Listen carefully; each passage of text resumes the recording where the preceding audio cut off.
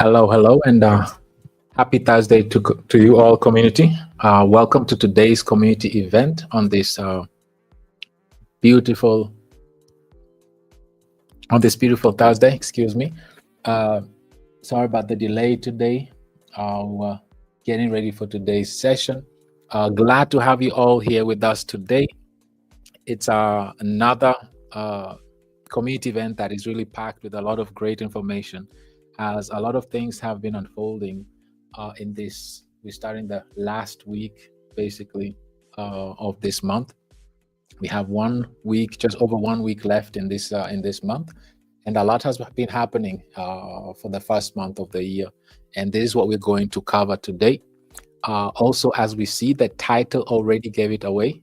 We are indeed going to look at the blockchain strategy that is in motion as we speak and is in full effect. We've been discussing about this topic since the beginning of the year, and now we're starting to see real actions taking place, movements taking place, and we want to take this opportunity on YouTube to share the screen, share articles, look at facts, listen in to the experts that are discussing these topics, how they're putting everything in motion. These are very important aspects, community, as it helps us to understand that what we've been discussing in the community is literally unfolding in the real world, and pieces are being put in place strategically.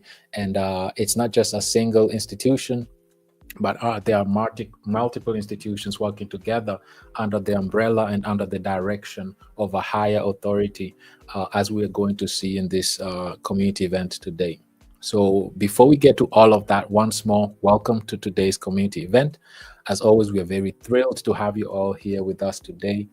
And I also want to welcome anybody that is tuning in for the first time. We are thrilled to have you with us here today in our community.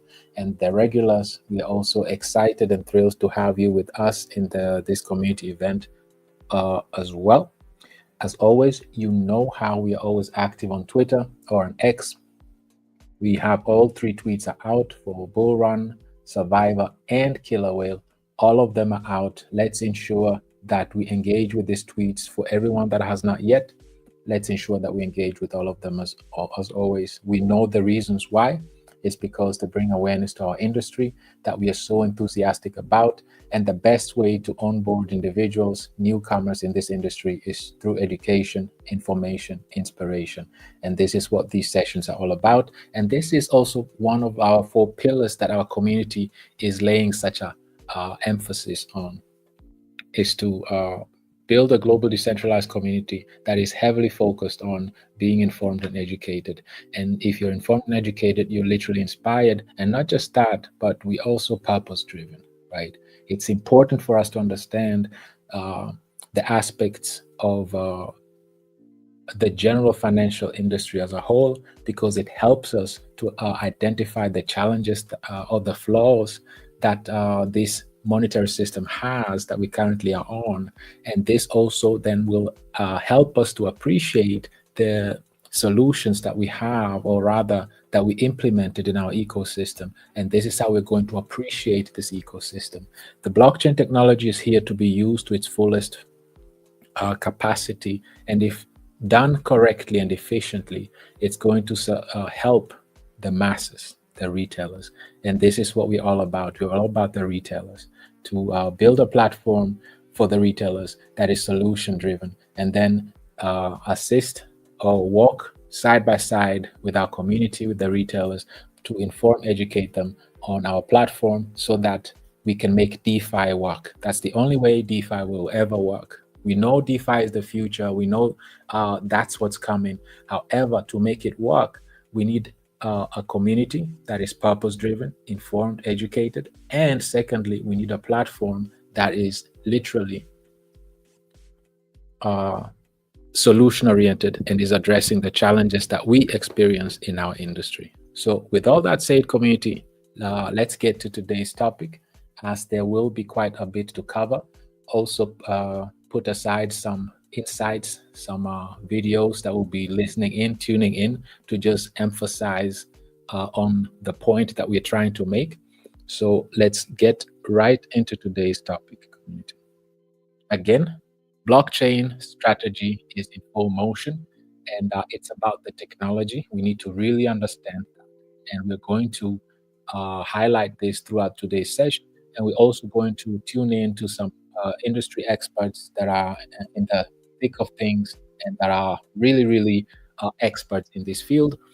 Also, I want to mention uh, the World Economic Forum have been in Davos for the last 3 days. Tomorrow is their last day in Davos. It always lasts from the 20th to the 24th. So they're usually 4 or 5 days there. That's where the great minds come together, set the tone for the rest of the world, for the rest of the economic world to go according to their agenda. So we have a lot of these experts that are participating in at the World Economic Forum, and we're holding speeches. So we have some experts out of we have some few-minute videos throughout this session that we'll share with the community to bring the point home. With that said, bear with me as I'm sharing my screen here so that we can get to today's topic right away. As always, I always like us to kickstart this session by first of all having a general overview of our markets.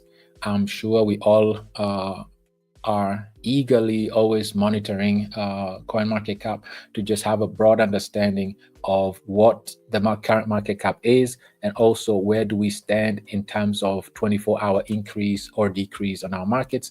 It's basically flat so far. We at 3.6 trillion.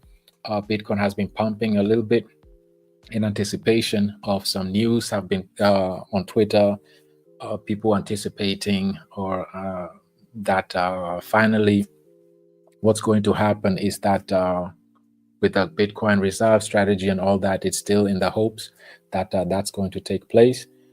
Also, Trump also spoke at the Davos. He zoomed in basically from the US. He wasn't there physically. He also held a conversation there. However, he just talked about his general political agenda. He didn't mention anything in regards to crypto. So these are all speculations. We see Ethereum is also still below 3,300, and that's how the market is right now. It's going flat. So it's always good to just start with the market to see what's happening. And we see that fear and greed index is at 60%, and that's in anticipation. That's actually it for as far as the market in general.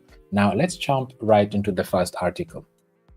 The first article is very familiar to us. We should be familiar with this article, as it is an article that we've seen before and we've presented before.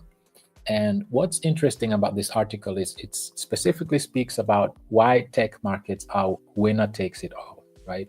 Keep in mind, we are in the tech sector, right? Because often we tend to forget that we are a technology. The blockchain, cryptocurrency is a technology. It's not just about swapping coins and flipping meme coins, right? It's actually a technology. So this affects us as well. So why do tech markets and tech companies, why are they a winner take all? Remember, we discussed this before. And this is part of setting the stage. We want to set the stage, community. And this is us right here, setting the stage for today's session. Keep in mind, the topic is blockchain strategy that is in full motion. So we want to make sure that this is addressed, right? So why do tech markets winner takes all? Let's quickly look at some points here that are very important. And this is how we're going to set the stage for the remainder of today's session. So once a company dominates a technology market, keep in mind, crypto industry is a blockchain technology. It's an industry. It's a market, right? Brand new market based on technology. I know we often forget it because it's all about flipping meme coins, but it's bigger than that. So the crypto industry is a tech industry. So once a company dominates the technology market, it is almost impossible to displace, right? This is something that we should know, and this is something that we should embrace and understand. Let's read further. There's an individual known as Peter Thiel. We've discussed about him many times. And for those who remember, he's the co-founder of PayPal, right? And Palantir. PayPal still exists, and Palantir is a government contractor and all that. So he's a very successful individual, and he's part of the PayPal mafia, right? So he's being quoted here, and what he quoted was that competition is for losers, right? He said that if you want to create and capture lasting value, look to build a monopoly. This is a quote by him. So if you have competition, competition is for losers, right? You don't want competition. You want to create and capture a lasting value, you need to build a monopoly. This is Peter Thiel being quoted, right? So keep in mind, it's because tech companies, when they dominate our technology, it's almost impossible to displace it because they have this type of mindset. We're not here to just participate and see what happens. We are here to capture everything, and we want to build a monopoly. That's the mindset in this industry. What does this mean? All it means is it's a very competitive, cutthroat industry, right? It's not for the faint of heart. It's not for those who just want to participate and dibble dabble and see what happens. It's for those that want to come in, dominate, take everything for themselves, right? Let's look at some examples. So in the 60s, that was IBM, right? They dominated the mainframe market. Guess what? They still do. In the 80s, Microsoft and Intel dominated the PC software and processor markets. They still do. Even in the 90s, this was when the World Wide Web, right? The internet, this was the new technology. Who were the winners? It was Google in search, Amazon in e-commerce, and Facebook in social networking. They dominate and still dominate those markets to this day. Now, this is interesting. In 2007, we all know what happened then. The revolutionary iPhone came out, right? And that was the era of the mobile technology. So Apple and Google, Apple through Apple iOS system and Google through Android, they have dominated the market for mobile internet operating systems, and they still do. They've been dominating, right? And there's nothing you can do about it. So, like we say, the pattern is very clear, right? And new tech markets are highly competitive, like we said. But once a company achieves clear market leadership, it is almost impossible to be displaced, right? So why are we stressing this so much? Why are we highlighting this so much? It's because another thing that we've been discussing for the longest. So now that we've set the stage and we understand that in the tech company that we are actually in, it's about winner takes it all. And this is a mentality that financial institutions have. It's an extremely competitive industry. So follow along. Now that we understand that, let's look at what's happening right now. Right now, as we speak, the meeting started, actually, the event started on the 20th of this month, and it will go till tomorrow. And we have the World Economic Forum. They are the ones who are actually setting the tone for the rest of the world, the economic world, to actually execute on this. We've been discussing about this article many times, so we're going only to highlight two major things, right? First of all, the obvious. The title gives it away: how tokenization is transforming global finance and investment. Remember, in our previous community events, we verified this fact. We saw that, yes, it's true. Now we're going a step further, and we are going to focus on the business case, right? And in this business case, we're just going to really focus on, we've been focusing on collateral management, like in our last community event. We've been focusing on smart contracts, like automated. We identified that Ethereum is the home of this, right?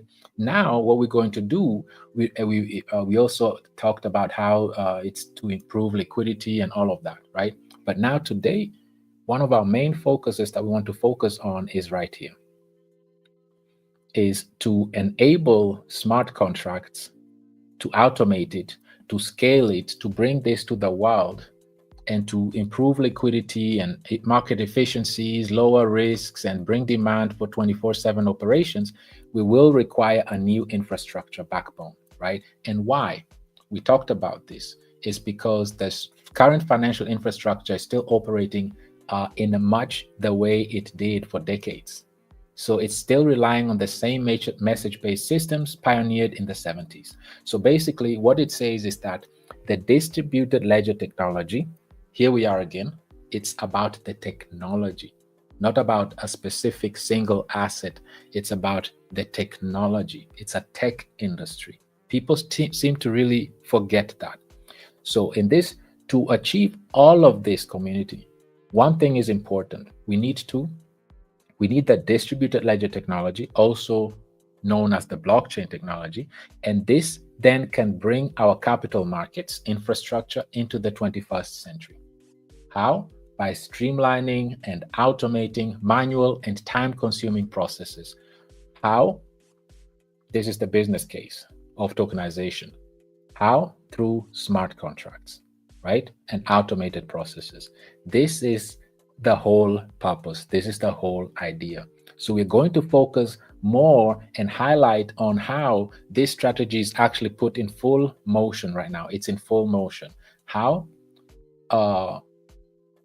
Infrastructure, backbone is mandatory, and how it's extremely needed to build use this blockchain technology to bring the capital markets infrastructure into the 21st century. This is extremely important. Why? Because it's going to reduce costs, improve efficiencies, and eliminate settlement risks, right? We've been talking about this. So the biggest reasons why tokenizing assets has generated so much interest from major financial institutions is because it's reducing costs, it's efficient, and it eliminates risks, right? This is the reason why. These businesses are here to make profits, to make money for their shareholders, so they need to use the blockchain technology to be more efficient, cut costs, and reduce risk. Common sense, right? But they're on an old, dated infrastructure back in the 70s. So to achieve all of this, we need the digital ledger technology.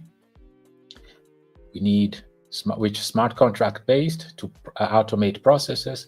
This will improve liquidity, like we said. But to do all of this, we need an infrastructure bone, right? So now that we understand this, let's look at what this means and how this is in full effect as we speak right now. To achieve this, we first have to listen to our favorite Uncle Larry, right? Because what Larry wants, Larry gets. And just as a refresher, reminder, those who are not familiar with Larry Fink, he is the founder and CEO of the largest asset manager, BlackRock, right? And what he says in this, right now he's in Davos, as you see here, and this video just came out. It's just barely 5 hours, right? And what he says in this article, just to give you a heads up, is he wants the SEC to quickly approve the tokenization of bonds and stocks. Now, keep in mind, this is Larry Fink, right?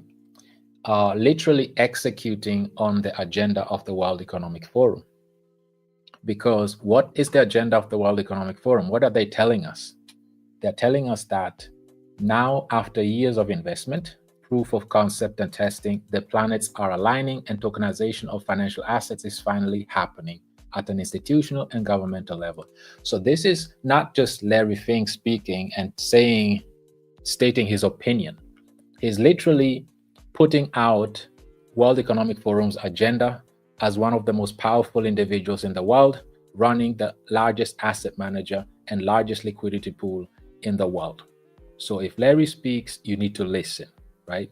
So let's go back to this short and let's listen to what he's trying to say.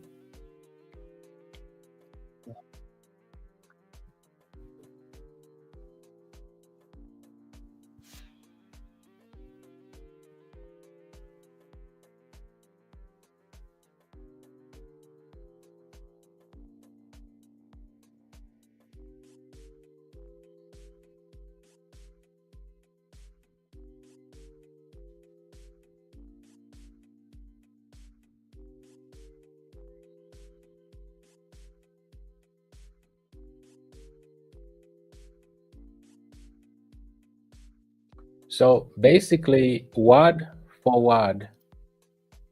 Oh, I was listening to it, but you didn't see it, so I have to play it again, community. I've noticed that you were not listening to it. Let me play it again here. Okay. As a huge believer of crypto and blockchain and tokenization, I want the SEC to rapidly approve the tokenization of bonds and stocks. That will simplify things, make things easier. Some of the tax on BlackRock would never have to vote on a proxy vote anymore because every owner of record would be notified through a tokenization of equities. And it would save more money for more people. It would bring down the cost of ownership of stock and bonds. So those are the type of financial reforms we need. Right. So community, as you heard, he was literally quoting what we just read. He was literally quoting what we just said, right? That is right here on the World Economic Forum website, right? In terms of business case. What he was saying is what we just said here. It's going to reduce operational costs, improve efficiency, eliminate settlement risks, and this is why tokenization of assets is going to be is of major interest of financial institutions. Basically, it just confirmed what the World Economic Forum website was saying and is saying, and he's clearly talking about how important tokenization is. So he's really preaching the agenda of the World Economic Forum on a large scale, as he is in Davos right now. But let's listen even further. This was yesterday. Let's listen to another video from Larry Fink here, and he was discussing something else, the importance of infrastructure, right? And this is what he was talking about. And let's listen in to what's being said in regards to infrastructure. Remember, we just read the article on the World Economic Forum. It talks about the importance of the infrastructure backbone to enable tokenization, right? So let's tune in and listen in to this. This is still in Davos, but this is now with Bloomberg. And let's tune in and listen to what Larry is saying.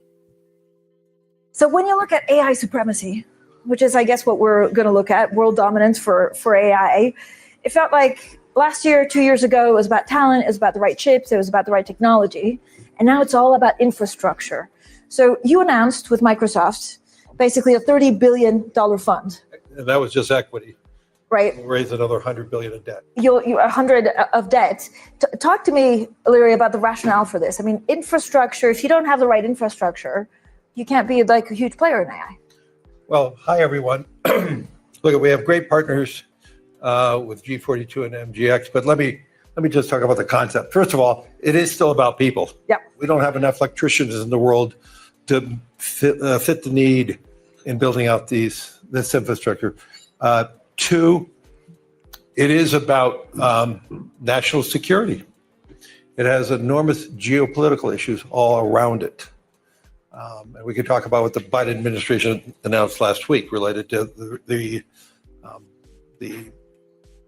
approvals that will be needed to have advanced technologies in different countries. So it has many geopolitical issues. But as fantastic our hyperscalers are, and the U.S. right now has the greatest technology platform in the world. We have 5 or 6 major companies that are in the cutting edge of technology. But as big as they are, as large as they are, some of them over $3 trillion of market cap, some of them have $70 billion of free cash flow. They don't have enough money to build this all out. And, I write about the whole evolution of the capital markets. And I believe this is going to be probably the first in our lifetimes where the capital markets, in terms of very strategic growth, is going to play a very large role. Mm-hmm. And I actually believe how the Trump administration is rolling out now, talking about making private sector capital more easy to invest by rolling off restrictions and regulation and permitting. And so the confluence of the capital markets, all the technology, all the innovation, and then you have to overlay all of that on sourcing power. Right. Because all of this is going to require this intersection of power, capital, and technology, all with the idea that it's going to be ultimately a big leveling for the world, elevating more people in the world, providing more access to information and technology. In the short run, it is going to be about bringing all those three segments together, and it's going to require an enormous amount of financing, and we are very excited about it. I know BlackRock could not do it alone, as large as we are. I don't believe MGX and G42, I'll let Pang talk about that, could do it alone. Also, Microsoft and NVIDIA could not do it alone. So it's a combination of bringing it all together. And we were excited to read in the papers about what Masa and Sam and Larry Ellison's doing on a similar project. Yeah. So, community, I hope you were able to tune in and listen to what Larry Fink was saying, and he touched on various things here, various points. First of all, let's go back over here. Let's verify what Larry said, right? There is something very interesting that he says. And as we see here, back to the World Economic Forum, he said that not even the great BlackRock can do it on their own to build infrastructure. It takes a collaboration. It takes an effort of teamwork, various companies. He even threw in Microsoft, right? We'll get to them later on. So, and this is exactly word for word what the World Economic Forum says. It says industry collaboration is what? It's crucial to mobilizing tokenized assets and connecting across participants and global markets. Word for word. This is exactly what Larry Fink just said, basically in Davos. So he was literally repeating word for word what the agenda is for the World Economic Forum. It will take a collaboration of various players, global players, market leaders across the world. It's not just a one institution show, but it's an industry collaboration. And this is crucial in mobilizing tokenized assets and connecting across participants and across the global markets, right? So technology developments in financial markets have always moved more cautiously, right, than other industries. And this is why they're still dated back in the 70s. So it's very crucial. These steps are very crucial to update to the infrastructure like we talked about. So now that we understood that, he also said other things. He discussed also at the beginning, talking about the importance of infrastructure as well. He just confirmed it as well, also talked about, hey, infrastructure is very important. This is what we need to get the tokenization going. In the first video, we read how he wants the SEC to approve and to let go of the regulations so that tokenized assets and tokenization in general, clarity in regulations are approved so that they can get this ball rolling. Now, we had what's happening on an institutional level from Larry Fink, but now let's look at what's happening actually on a presidential level. So as we see, this article's from yesterday. So the President Trump, he actually already announced up to $500 billion in private sector. Private sector are the BlackRocks and the other companies, the Microsofts, the Amazons, all of them. They're going to invest in infrastructure, right? Infrastructure investment, AI infrastructure investment, right? So these are no surprises, community. This is now being mainstreamed. This is now mainstream. We've been discussing about this since the beginning of the year, and these are now articles are coming mainstream. This is an article from yesterday. So Trump announced that he wants the private sector, which is BlackRock and their corporates such as Amazon, Google, Microsoft, and the others, to invest heavily in infrastructure. This is not from Trump, and this is not from Larry Fink, but rather this is from the World Economic Forum. They want a blockchain. They want the use of distributed ledger technology because it needs update. It's still from the 70s. This will need collaboration. Industry-wide collaboration is crucial. And it's also going to be costly. It's very expensive. And this is why now on the level of presidential level, Trump already announced that this is given a green light, and we should see how we can collaborate, come together, and invest as much as up to $500 billion in infrastructure. We are hearing infrastructure from World Economic Forum, from Larry Fink, and all of them, right? And if we scroll down this article, right now, publicly, and these are the individuals right here, right? We see the guy from Oracle, and we see this is Sam, right? He's from OpenAI, and then from SoftBank also we see the CEO from SoftBank. So these are the three that are actually doing a joint venture, and this project is called Stargate, right?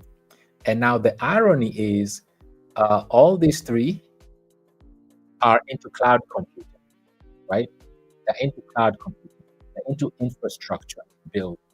However, the irony is that they're not the top players, and they actually only hold 2% of the market share combined. Who are the market leaders? Let's look at who the market leaders are. And we are supposed to understand this. We should be able to know this by now, who the market leaders are. So it is worth mentioning that Amazon Web Services, Microsoft Azure, and Google Cloud Platform are the top 3 cloud providers in the world. So these are the big fish. These 3 together dominate 98% of the cloud computing industry. These 3, Amazon, Microsoft, and Google, they dominate this industry by far. However, right now, they're just throwing us the bones, right? By showing us the lesser, lower companies that don't even hold a 2% combined of the market share, less than 1% each. And they've mentioned that these larger dominant companies, they're also going to come out in the next coming weeks. But for now, publicly, it's been only OpenAI, which is actually financed heavily by Microsoft in the billions, tens of billions of dollars. So is SoftBank and Oracle. So this is just telling us that we're about to hear about the big players. So these are the small players, but that are to combine not even up to 2% in market share. But here we have the top 3 that are literally dominating the entire web service industry, like cloud computing industry, which, as we know, is Amazon. They already secured the Amazon Ethereum.org domain. We know Microsoft, they're already expanding in India, like we saw, and they're already anticipated to spend hundreds of millions of dollars in expansion. And we know that Google is already sitting at the advisory board of Securitize. And they have not come out public yet, but in terms of being the market leaders, these 3 are the top cloud providers in the world, as we know. So what does this tell us? What's the point of all of this? Is that the execution of the agenda of the World Economic Forum is in full effect. The blockchain strategy is in motion. And on a presidential level, on an institutional level, and now it's public, it's being streamlined, it's mainstream now. Now we're reading articles about this. It's happening as we speak. We saw in these various short videos that they're actually even talking about it as we speak in Davos still. Now, what does all of this mean? And all of this is not going to be cheap. This is why collaboration is crucial. And let's listen in and have an idea of how much it will take, how much it costs, and what it will take, right, to build out such an infrastructure. Let's just quickly tune in and let's listen in and have an idea of how much it will cost. Yeah. Pat, can you talk to us about size and scope? Like, actually, I mean, when we talk about AI infrastructure, how big will it be? Where will it be? How much money will need to be deployed on this? Sure. But first, let me start by saying this. Great partnership here. Global leading investor, and we are a very active builder of AI infrastructure. So globally today, we have about 60 gigawatt of data center capacity globally. Did you know that you can create a fully functioning website in minutes using AI? Well, let me show you how. In our conservative joint assessment, the world needs more than 200 gigawatt, potentially over 300 gigawatt. Conservatively, yes, both for training and inferencing purposes. Remember, to build a full-blown 1 gigawatt GB300 class data center, we're talking about $40 to $50 billion. 1 gigawatt. That's one AI data center. We call this AI factory. By the way, Larry didn't touch on one thing that's also equally important to power and chips. It's connectivity, connecting the world with all of this. That's another massive investment required. So as Larry said, no single company or even single government can do this by themselves. This is why we're joining hands between different investors, builders, coming together under the umbrella of this global AI fund and to build this infrastructure on a global scale. So one example I'll give it to you is in Abu Dhabi alone. Now, so community, again, the confirmation of how this is the agenda, not of a single government, not of a single institution, but it takes a collaboration of multiple governments, multiple nations, multiple institutions, right? And industries as well. So everything that we've been reading here so far is being mainstreamed now. So it's leaving the website of WEF and literally getting into, is being propaganda, is being now spoken about openly. These market leaders are literally laying out the game plan, the blueprint, and talking about exactly what's about to take place, as we see here. Again, industry collaboration is crucial to mobilize tokenized assets and to connect across participants globally, just like the individual just said, right? And it will take more than one country. More than one. This is bigger than a government. This is bigger than one institution. It will take a collaboration of multiple institutions, multiple governments to get this done globally on a global scale. And this is the agenda to build, strengthen the infrastructure to achieve, to use smart contracts, automated smart contracts, to improve liquidity and all of that, to improve the efficiency, like we said, and bring demand 24/7. It needs a new infrastructure backbone. So now that we've covered this is part of the business case, right, for tokenization. So it will take to build infrastructure. This is a given, right? So how is this going to take? And we already know that it's the choice is BlackRock, obviously. I mean, is Ethereum, right? Ethereum is the chosen one to get all of this done, and this is the home of everything. Well, Steve, here you are again. You're being, so pro Ethereum and all of that. No, don't take my word for it. This is hot new, right? This is brand new now. This has not existed before today.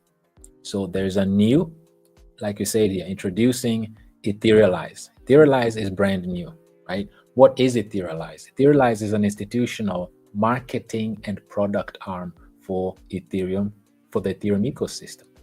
This has not been done before. So what are we experiencing here, community? Let's just take a quick step back. This is the World Economic Forum agenda. The World Economic Forum has identified that tokenization is transforming global finance and investments.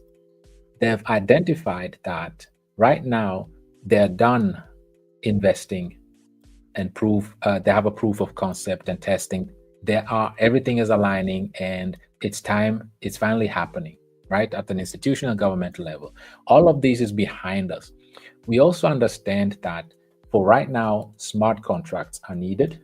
We need also the digital ledger technology. It's about the technology. Why? Because we have an outdated financial system. We need a new financial infrastructure, right? That brings us into the 21st century, like we said here. And to do that, we need a smart contract, distributed ledger technology, and new infrastructure that is up to date to the 21st century. So to do that is infrastructure backing that we need. We know all about this. We've been reading about this. But how do we bring this mainstream? And this is where Etherealize comes into play. It's not enough just to have Larry Fink and his comrades to talk about this and put the word out. Now, today, you see, this is just from the 23rd January today. They introducing now Etherealize. This is an institutional marketing and product arm for the Ethereum ecosystem. What's their goal? Is to accelerate adoption by bringing institutions to Ethereum, right? So now we have to accelerate the World Economic Forum agenda. And since we are all on one page and we understand that it will be costly, it will need collaboration of large institutions and governments, we need to now start educating institutions and economies to the digital economy of tomorrow, which is Ethereum. So this is now the marketing and product arm of the Ethereum ecosystem. Ethereum has never been doing marketing. And if you know the difference of marketing has not been existing for Ethereum. And the marketing for Bitcoin is its price just going up, right? As long as Bitcoin price going up, that's the marketing Bitcoin has.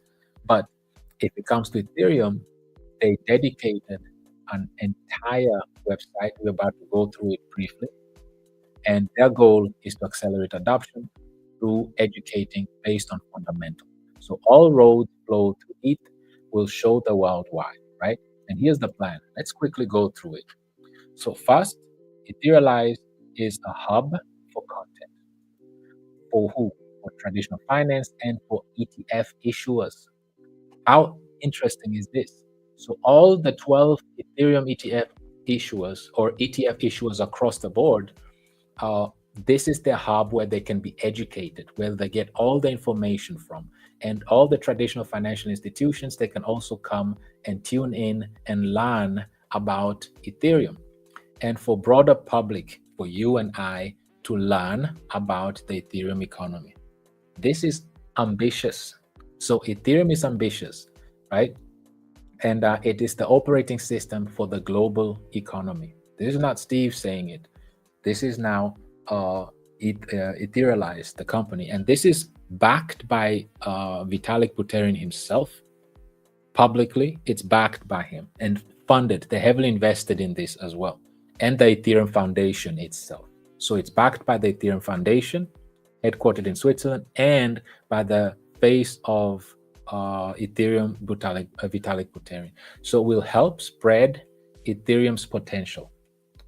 And this is what they're going to do through this website. We'll briefly go through it. So beyond content, they're also building. So Ethereum needs more applications. So we've built a product suite for institutions. This is high level now. This is now pushing Ethereum to the world, pushing Ethereum to institutions and governments. And what's the perfect timing? Just when the right president is in, the right administration is in, and this is the time to do it. And this is why you see Larry out there and other CEOs talking about tokenization. You can't do tokenization, obviously, on an asset like Bitcoin. You need the digital ledger technology, smart contracts to do that. And Ethereum is the choice. And this is the channel where they want to educate the world. So all high value assets will be tokenized and traded on the most secure blockchain, Ethereum. And Etherealize is working with Wall Street to make that happen. So like we've been saying, who is Wall Street? BlackRock, JP Morgan, Visa. All of these companies, like we've been talking for 2 years now about, they are now coming together to use Ethereum, right? They want to use Ethereum as a technology. That's their technology of choice. And now this is no secret anymore. It's now mainstream. What we've been talking about is finally here, community, and it's public now. And they realized Etherealize is working. They're telling us they've been working with Wall Street already, right? So lastly, Ethereum and ETH need more vocal proponents, right? They need a bigger voice, more marketing, pushing the word out through education, not just price go up, but educating about fundamentals. So Ethereum is the most battle-tested blockchain with most assets. We know this. most institutions. We know this as well, and the best regulatory standing right now. So, but growth won't happen by itself. Etherealize will dual track corporate and policy adoption. So this is where our source will be of all the latest updates, technology, progress, collaborations on Ethereum, educational material. Everything will be right here. So Etherealize is standing on the shoulders of giants, right? Our team has 200 plus years of combined experience across TradFi and crypto. Wall Street is merging with the best of Ethereum's ecosystem as one team. So now it's public. They're telling the world right now that, okay, we are putting Wall Street together and big giants, they're merging together. And we've already been seeing this. We already saw that BlackRock already has the largest liquidity fund. We've seen how BlackRock has already their collateralization,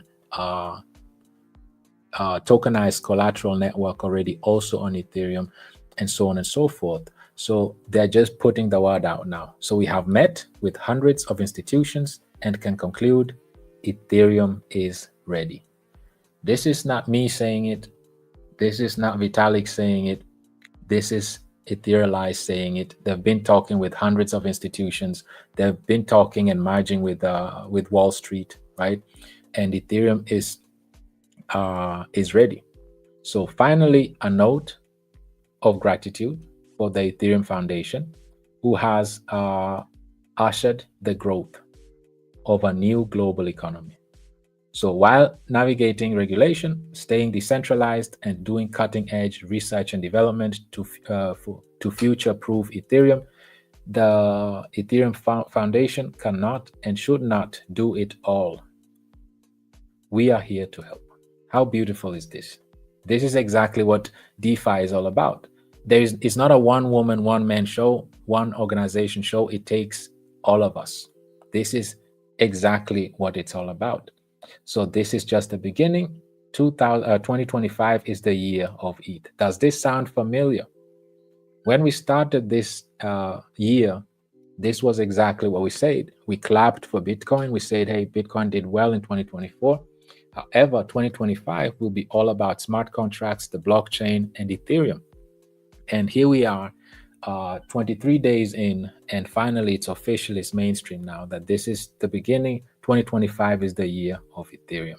And these are not just some random hype men, hype women on Twitter tweeting, but these are legitimate institutions that are hand in hand working together with Wall Street institutions, with governments, and so on and so forth.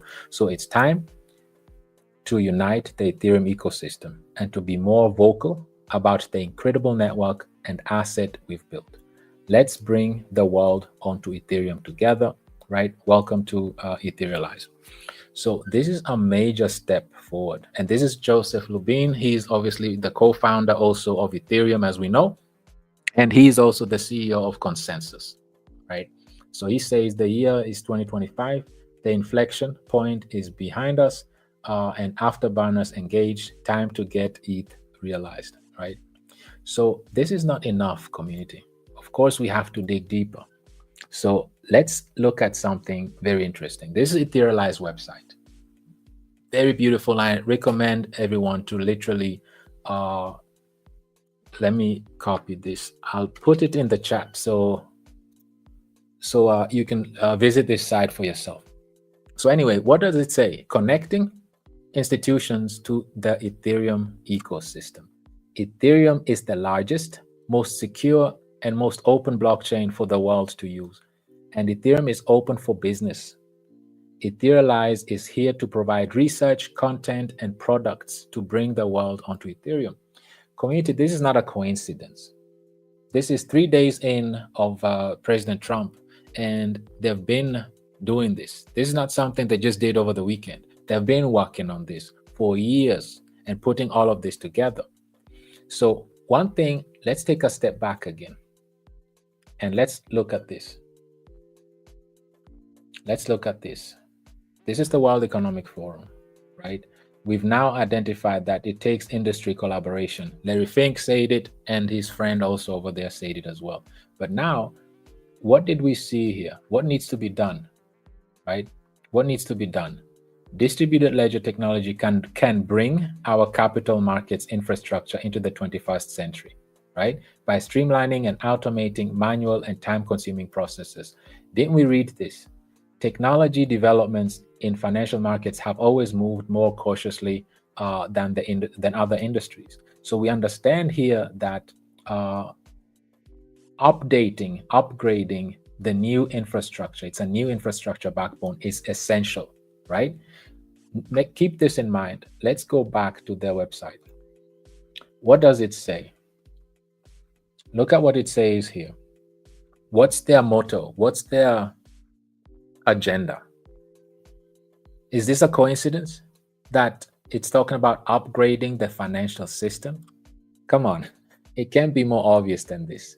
They're literally telling you that Ethereum is the one, the choice, the chosen one to be upgrading that current monetary system, the current financial system as we speak. We just read from the World Economic Forum how that's the whole goal. We've read how President Trump put in $500 billion into building infrastructure. That's the agenda of the World Economic Forum.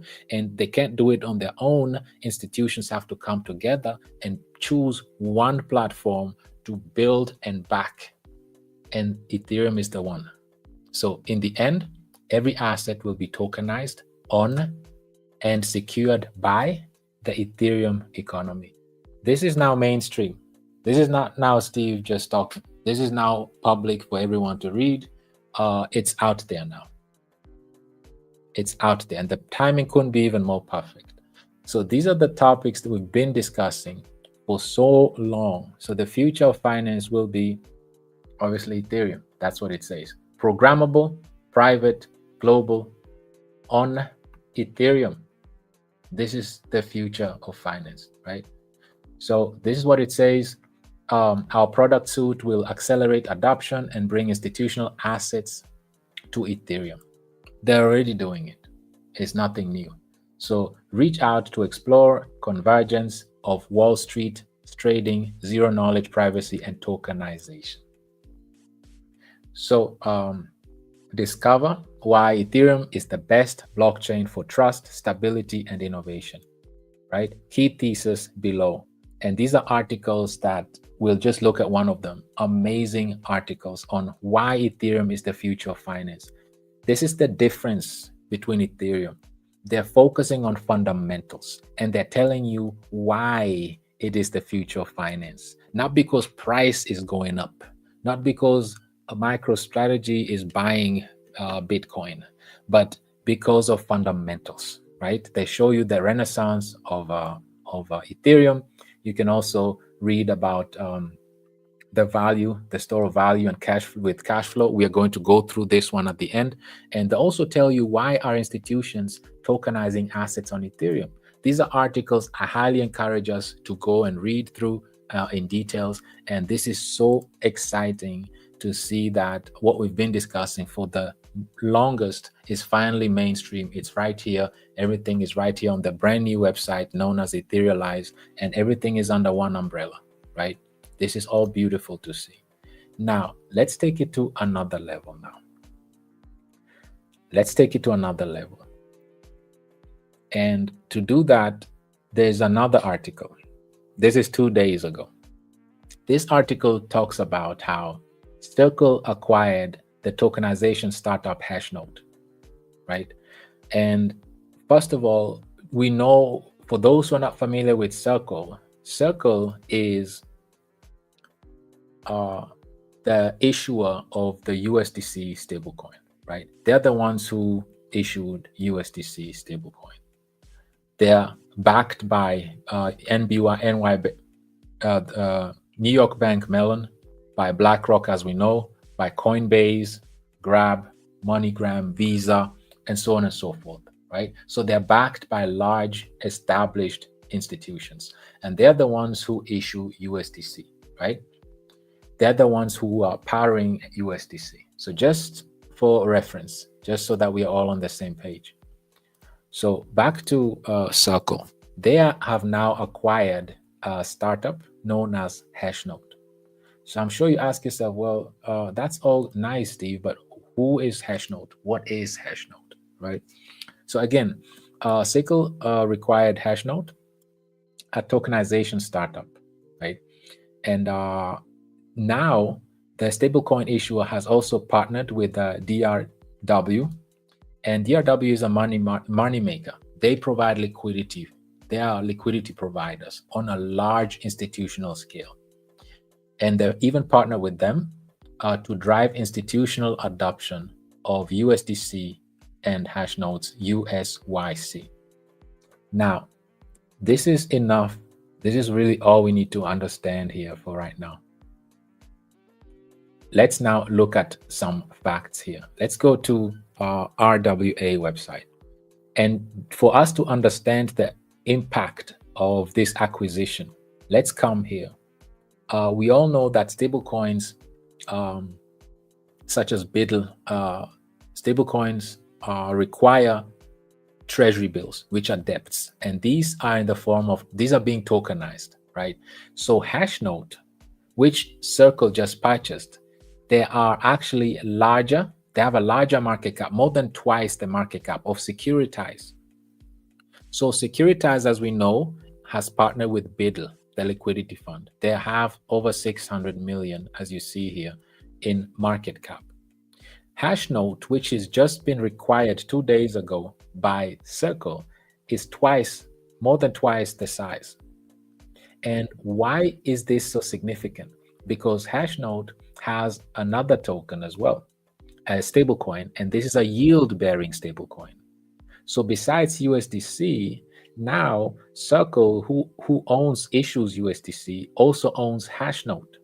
And the difference between them is, let's look at even further what Hashnote is. Don't take my word for it. So Hashnote is all about institutions. It's not about retail. It's not about you and I. It's about institution trade. So what is Hashnote?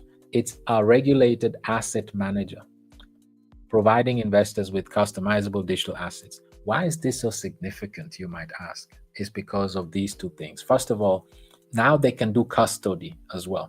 Now they can custody assets. They are regulated, they are licensed, and now they also have USYC. This is a yield-bearing coin, as we saw over here. It's yield-bearing. And if we look at the significance of it, you see on the right here, these are all tokenized real-world assets. And in blue, you see who is dominating. Of course, it's Ethereum. You see Ethereum is by far over roughly 70%. Over 70% of the market is held by Ethereum. Remember how we started this session and set the stage. In the tech industry, it's very competitive, and the winner takes it all. The choice is Ethereum. That's where all the infrastructure is going to get built. It's extremely expensive. It takes huge collaborations, a lot of effort, and it takes a lot of funds. It takes a lot of money. And this is why you choose one choice blockchain and you build on top of it. And the choice is Ethereum. And all these real-world assets that are dominating are on Ethereum. Majority of it, over 70% of it, as you see here. Why is this so important? Why is this so relevant? It's because we need to understand one thing. And that one thing we need to understand is that the acquisition highlights the close relation between two of the hottest trends of the crypto adoption. What are they? Stablecoins and tokenization. Didn't we just hear or read from the World Economic Forum how stablecoins and tokenization play a major role? Didn't we just hear the importance of these? Didn't we just see which blockchain that is literally dominating this sector? If we look at tokenized assets, tokenized treasuries, we see here that they're currently giving a yield of 4%, right? And we see here that is dominated on Ethereum. And if we go back and look at stablecoins, we'll see the same thing. Let's go to right here. You see real world assets. We see that it's it's Ethereum that is leading. And even ZK Sync, this is on Ethereum. This is all on Ethereum as well, as you can see here. Look at the blue, private credit. And if you see here, market share is literally 100%, right? And if you see here, it's on Ethereum as well. So why are we talking about all of this? It's just to highlight the importance and the impact of Ethereum and how no matter which asset class you go to, stable coins, treasuries, they're all led heavily by Ethereum, as you can see here. So now let's understand something. We said that this is the future. Stable coins, digital stable coins, and which is the US dollar, digital dollar, and tokenization. This is the most important thing. Now, what we need to understand is one thing. Why is this so important? Why is that so significant? It's because Circle plans to turn into a full reserve national digital currency bank. Circle plans to be a bank. To be a bank, you need to be able to custody, and you need to be able to have products, banking products that give you yield. And this is why they acquired Hashnote, because now they have the licensing, they're regulated, as you see here, right? Hashnote management is a member of the NFA and is subject to NFA's regulatory oversight, right, and examinations. So they're regulated. They're heavily regulated, and they have the licensing for all of that. So they can do custody, and they have a yield product as well, with their final goal and ambition is to become a bank, a digital bank, a full reserve digital bank, because the banking sector is in crisis right now. They're not enough liquid. They don't have enough liquidity to service the depositors, like we've been discussing in our previous community events, right? So this is the reason why, community. Now, let's take it a step further. Now that we know that Circle plans to become a full reserve national digital bank, digital currency bank, let's understand what they're willing to do. So, and what they need. So Circle is willing.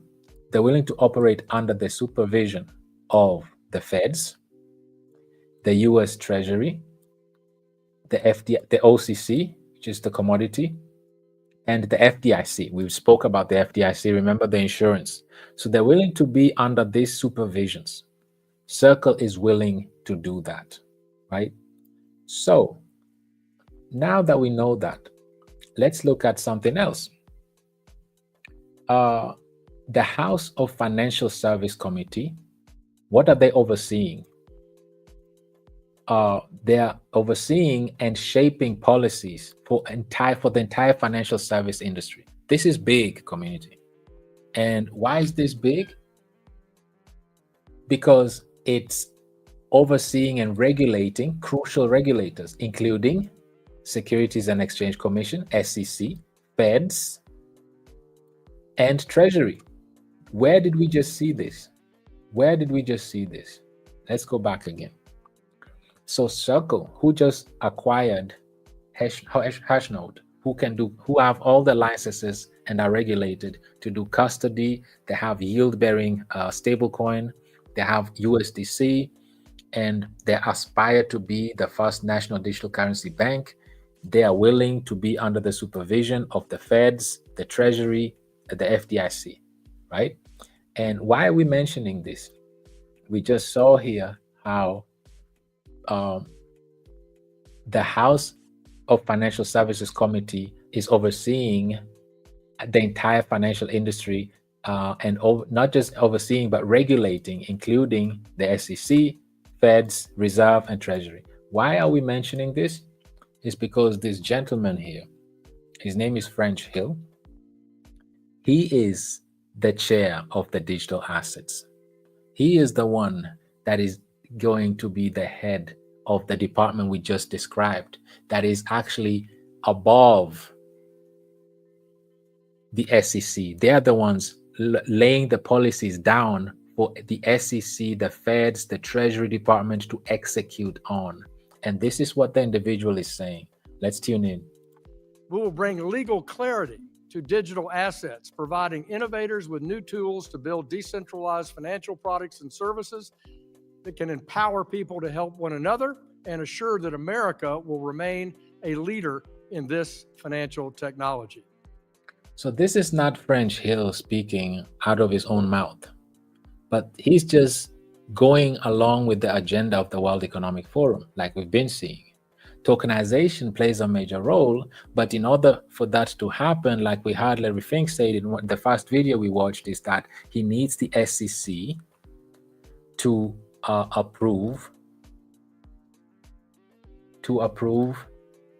tokenization, tokenized bonds and stock market, right? That's what he said. Let's briefly listen again to what he was saying. This is what he was saying. And blockchain and tokenization. I mean, let's go back here. Phenomenon? No, I'm not. You're not. As a huge believer of crypto and blockchain and tokenization, I want the SEC to rapidly approve the tokenization of bonds and stocks. That will simplify things, make things easier.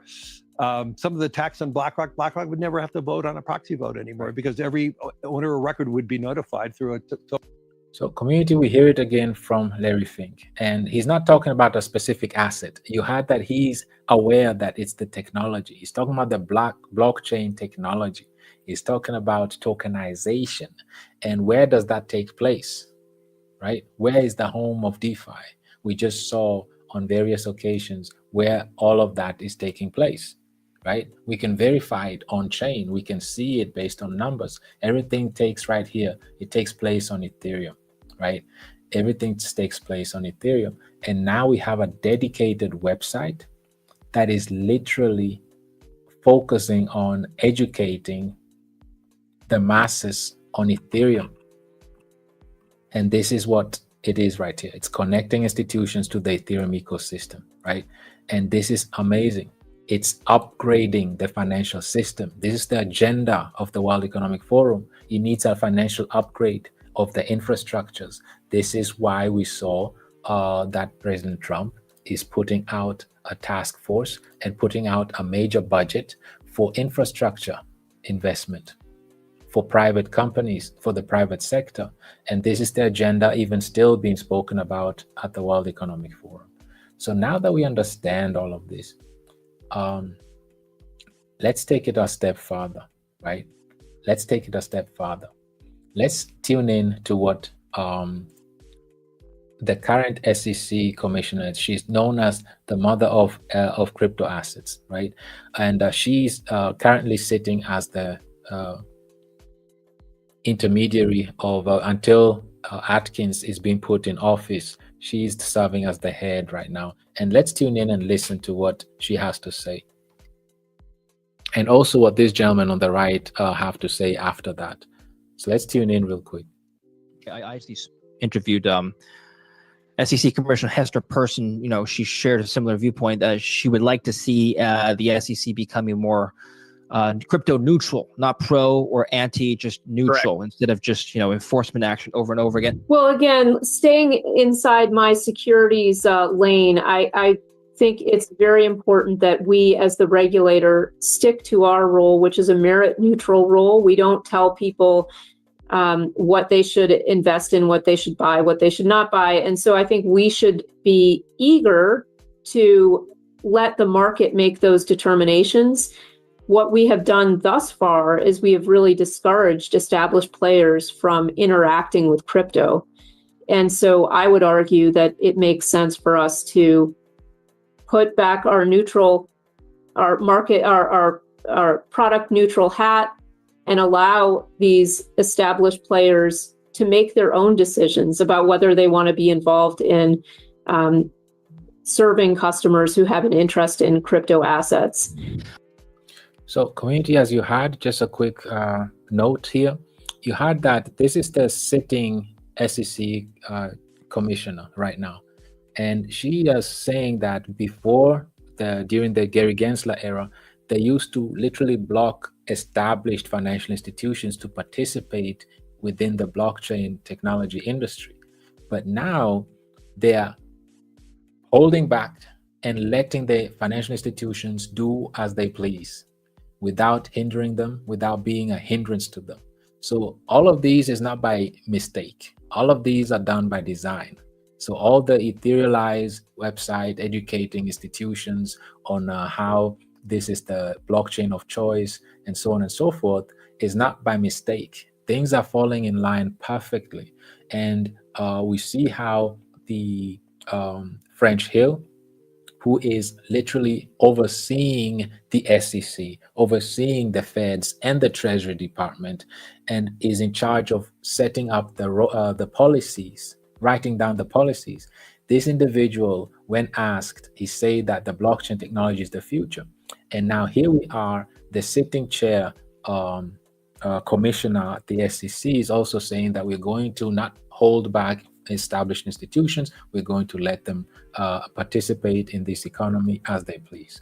So this is great, of course, for us, because now it opens doors for financial institutions to be able to custody, to be able to interact, issue stable coins, and all of these things that were not allowed to before. Now let's listen to what this individual is saying, because I believe it's a very interesting thing as well, also confirming the agenda of the World Economic Forum.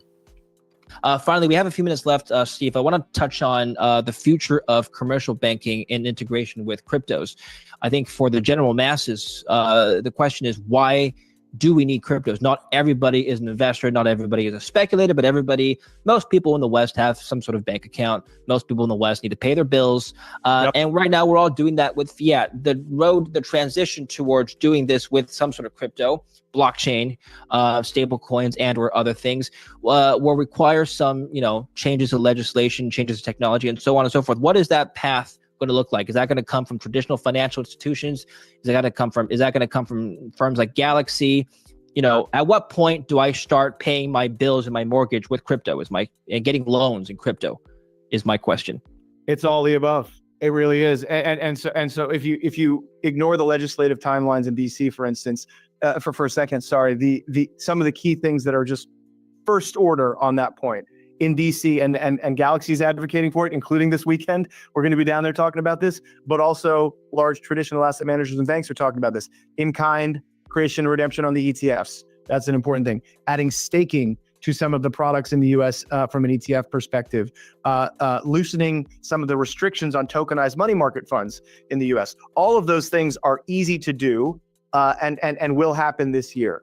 What that will do is bring these two sort of economies, on-chain and traditional economies, increasingly closer together, not from the front end, to your point of when do I do a mortgage, but from the back end, the liquidity providers, the workflows, the operational infrastructure.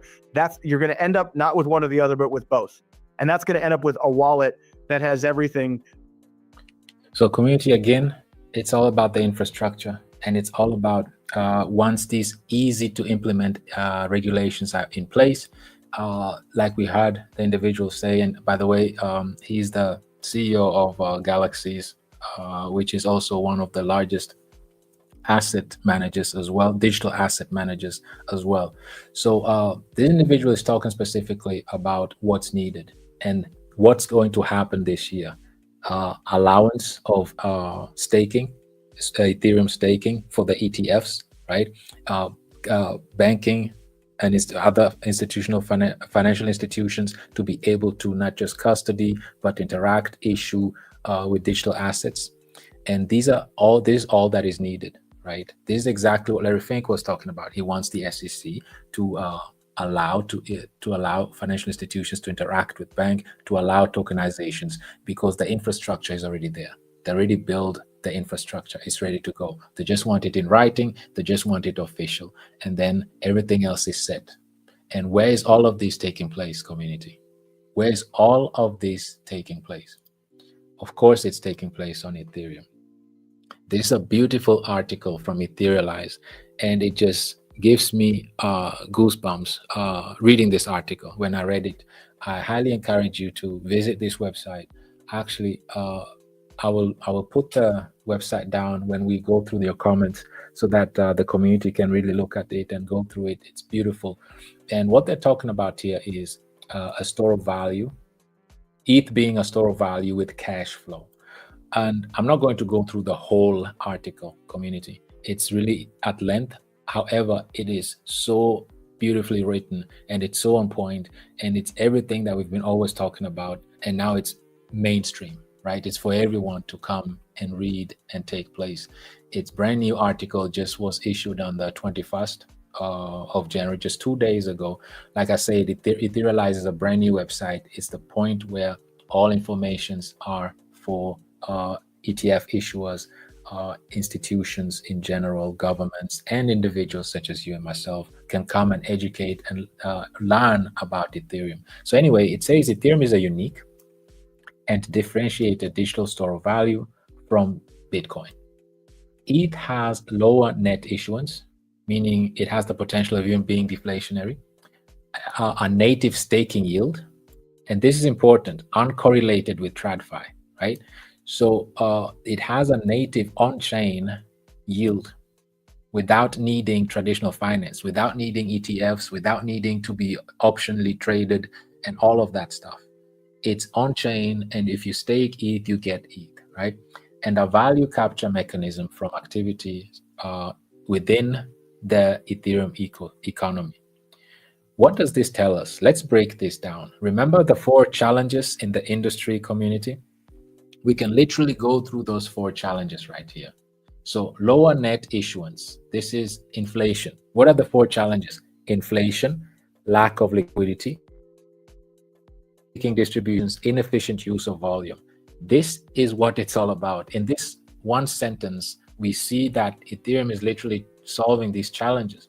So it's lowering net issuance, meaning its inflation rate is low and it has the potential of being deflationary. So it's solving the inflationary challenge. What about staking yields? Unsustainable staking distributions. It's giving you native staking yield, and it's uncorrelated, has nothing to do with the traditional finance, and it's capturing value from its own mechanism, from activities within the entire Ethereum economy. It's using its volume efficiently. So use your volume efficiently, sustainable staking distributions, and inflation. It's solving all of that, right in front of our faces. And this is mainstream. Everybody now can read and understand how Ethereum works. So anyway, the Ethereum network creates value proposition that it is differentiated from and potentially superior to many traditional investment assets, right? So Ethereum offers a way for a global audience, from individuals to financial institutions to nation states, to own and participate in the growing digital economy, right? So the internet, this is also something we've mentioned before. The internet was the last platform that had such potential for societal impact. Today, the internet is ubiquitous, but this just means it's everywhere. They're using these fancy words. This just means today the internet is everywhere, all over the place. It is integrated into most devices around us, from phones, laptops, watches, cars, and providers of global, and provides a global platform for creating and consuming digital content. Right? We know about this. So Ethereum represents a digital platform with the potential scope of the internet itself. However, it has 2 improvements in comparison to the internet. It's a digital asset, like we always say, as a store of value and money into the network. So it's an asset. And what is the second thing? It's a technology as well. It provides tokenization platform for creating and consuming digital content, as well as allowing users to own their digital assets on the Ethereum blockchain. So unlike the internet, Ethereum flourishes in 2 ways. It's an asset and a technology that you can literally own at the same time. There has never been anything like that, right? So as our lives become increasingly digital and more commerce takes place online, Ethereum ecosystem is providing a digital substate to facilitate this transition. Now, I just want to read this one more thing. And this is very important. There was no way to invest in the early infrastructure growth of the internet. There was no way until application layer came later on for the FANG. FANG is the Facebook, Amazon Apple, Netflix, and Google, the stocks, right? So, but in the early stages, you are not able to invest in the infrastructure, early growth of the internet. But that opportunity now exists today. If you own ETH, you are literally, it provides investors a way to share in the upside of the entire Ethereum network. Its infrastructure, apps, and user growth. That's how early we are in this stage, right? And this is what we really need to embrace. This is what we really need to understand. And to bring this home, community, let's bring this home. And let's read this. So 3 key properties given Ethereum superior store of value and monetary properties is Ethereum has more sustainable monetary policy. What are we always talking about, community? Look at your ecosystems as policies, monetary policies, and it should be sustainable. So Ethereum has a sustainable monetary policy and much greater security under the proof of stake. Secondly, Ethereum's native staking yield makes it a differentiated store of value. And ETH captures value from the entire ecosystem, right? All roads flow through ETH. So this is the beautiful thing. Literally, like we said, it's using its volume efficiently. It has a sustainable staking distributions. And it has, because it has a sustainable monetary system. It has a whole different monetary system, not debt-driven, not inflationary, but it is deflationary, which makes it a sustainable monetary system. It gives you staking yield efficiently and sustainably, and it takes advantage of the entire ecosystem, meaning it's using its volume efficiently. This is where we're going to stop with this. I encourage you to read it through yourself.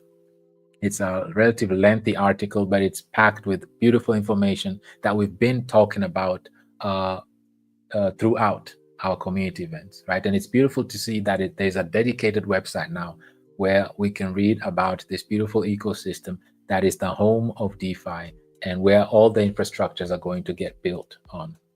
And to summarize this today's session, community, building infrastructure is very expensive, like we've had. It will take nations and institutions. It will take a collaboration to do this. Again, don't take my word for it. We've heard Larry say it. We've heard these various individuals say it. And even here on the World Economic Forum website, industry collaboration is crucial. These are not my words. It's crucial. And we've had it. It's expensive. It costs 40 to 50 billion just to build a database with 1 gigawatt, right? Just one. 40 to 50 billion. Not even BlackRock can build it on its own. They are all collaborating together. So they're doing word for word what's written right here in front of us. And they made their choice. Their choice is Ethereum. That's where they want to spend all their money to build the infrastructure, to back Ethereum. This is why they're so heavily invested in it. This is why Amazon already secured AmazonEthereum.org. This is why Google is already sitting at the Securitize as advisors. And this is why Microsoft is already out in India building, expanding their data centers and educating individuals on data center management. And this is why it's crucial. Will require, all of this will require new infrastructure backbone. And this is what we are seeing. This is why Trump issued a $500 billion budget for private institutions to work on the infrastructure. So everything is lining up. Like today's topic, it's the blockchain strategy that is in motion. This is what it's in motion. Not a single asset, a particular one asset, because it will take an entire technology. It will take the digital ledger technology. Right here, these are not my words.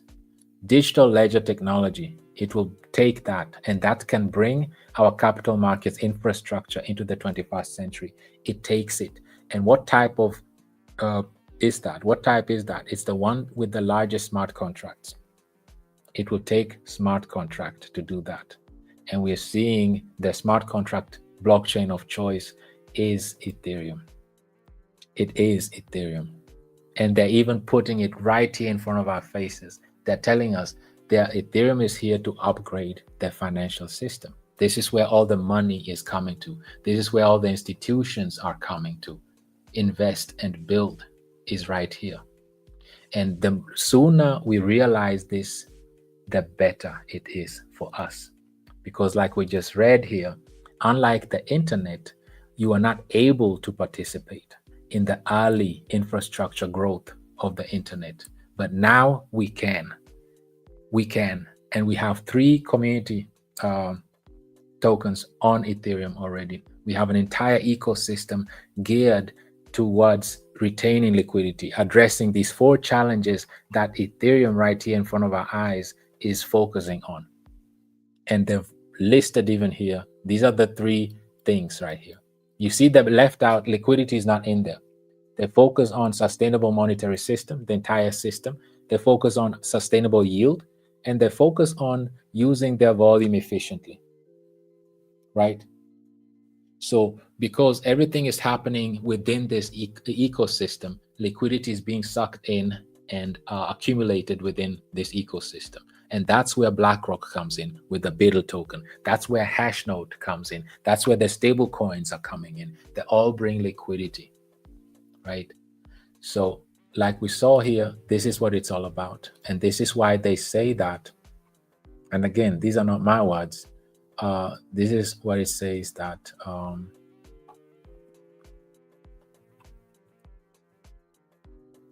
this is why it says it right here. Let's go back there. Ethereum is the largest, most secure, and most open blockchain for the world to use, right? And Ethereum is open for businesses, right? Etherealize is here to provide research, content, and products to bring the world onto Ethereum. This is the new hub. This is the new place for the content. So let's bring this home, community. Let's summarize all of this. And I want us to close this with something for us to think about, right? This is beautiful. 25 years ago, right? And this is from yesterday. So 25 years ago, Netflix wanted to sell itself to Blockbuster for a mere 50 million. This is nothing, right? So one day when Netflix wanted to do that, Blockbuster actually laughed at them, basically refusing to buy them, rejected them. And as we speak, Netflix is now worth 420 billion, as we know. And we can't just leave this out like this. We have to dig deeper. I'm sure maybe some of us are not familiar with Blockbuster, so we're going to go through it. But before that, let's quickly listen to this individual. This is the co-founder of Netflix, right? Let's tune in and listen to what he's saying. We were in deep trouble and decided the only way out was to try and sell ourselves, and Blockbuster at that time was the one to try. But in this case, when we flew up to Dallas to chat with them, we got a very different reaction. They laughed at us. And that strengthened our resolve that really the only way out was through. We were in deep trouble. So, community, there's a point and there's a reason, there's a message to this, right? There's a message to this. So let's keep this in mind, right?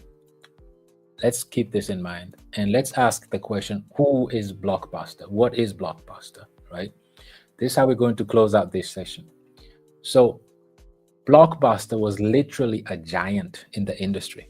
So they went from being the industry giants to bankruptcy, right? This is the Blockbuster failure story. They had the opportunity to get in on Netflix and they wanted to sell themselves for a mere 50 million. Right now, they're worth 420 billion. This was back in 2006. But let's take one step back. Let's understand the full story and we'll get the moral of the story out of this, right? So first things first, let's quickly look at the importance. And I want us to go right here. Unyielding to new opportunities. We as humans, if we don't know anything, we tend to always want to reject it immediately instead of embracing things. Every new opportunity is either looked at as a scam or looked at frowned upon, right? And this was the first big mistake of Blockbuster. Let's look at what they did. And the CEO, the co-founder already said it, right? A factor that in the company's demise that was crucial, a crucial mistake for Blockbuster, is rejecting the agreement with Netflix. Like we saw in the year 2000, Netflix sought to sell its business to Blockbuster for 50 million, right? And they were rejected and literally laughed out of the room, right? So, and Blockbuster at that time, they even raised almost $500 million in IPO, initial public offering. So they had the finance, they had the money to they could afford it to acquire Netflix. However, they declined the offer, stating that the price was too expensive, right? So this is the first mistake. Another thing is you're missing an opportunity.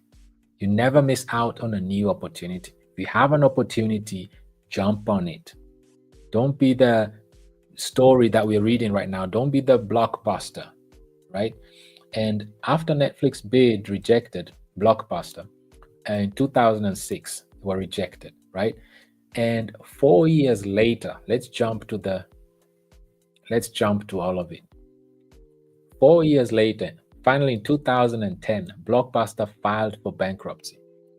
So they went from being able to acquire Netflix for 50 million to filing for bankruptcy just 4 years later, right? So let's look at all of it. What caused them to fail, right? The inability to adapt to the changing market conditions. If you don't go with the flow, if you don't embrace the new technology, if you're not part of the latest technology, if you're not part of an ecosystem that is literally part of the solution and not part of the problem, how do you know that? It's an ecosystem that understands its market and adapts to it. Not only adapts to it, but understands the challenges within the market, and then uses the challenges that we just discussed, those 4 challenges, as an opportunity, and are addressing them in terms of by using the technology, smart contracts, mechanisms, tokenomics, the right way. What's next? Poor customer service, meaning they didn't focus on their community. They didn't focus on the best interest of the community. What do we always say? Which is our mantra? Wealth is easy to attain. Simple. Do add as much value to the community as possible and do it better than anybody else. If you don't do that, if you have a poor customer service, or rather a poor, you're not focusing on the community, you're going to fail, right? And then they had bad business, bad fundamentals. They had too many high fees, right? Inability to understand and adapt to the clients, like we said. And this was their downfall.